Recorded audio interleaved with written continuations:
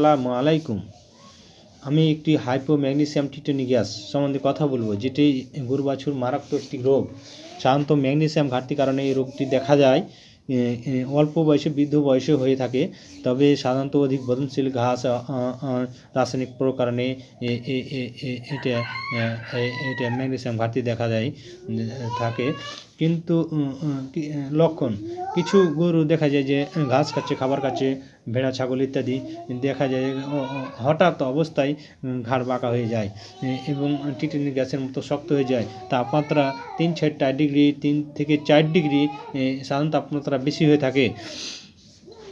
এই ধরনের রোগ থেকে মুক্ত করার জন্য আমাদেরকে সাধারণত চিকিৎসার পরামর্শ নিতে হবে। চিকিৎসাটা হলো ইঞ্জেকশন, ডেক্সোভেট, মাত্রা অনুযায়ী মাংস প্রয়োগ করতে হবে। 2 নম্বর, ম্যাগনেসিয়াম সালফেট পানিতে গলে শিরায় শিরায় দিতে হবে। এ আমাদের চিকিৎসা প্রত্যেকটা ব্যক্তিকে জানিয়ে দেন। আসসালামু আলাইকুম। প্রত্যেক গরু, ছাগল, যারা ভেড়া পোষে তাদেরকে আপনারা কমেন্ট করে বা শেয়ার করে জানিয়ে দেন। আসসালামু আলাইকুম। আল্লাহ আমিন।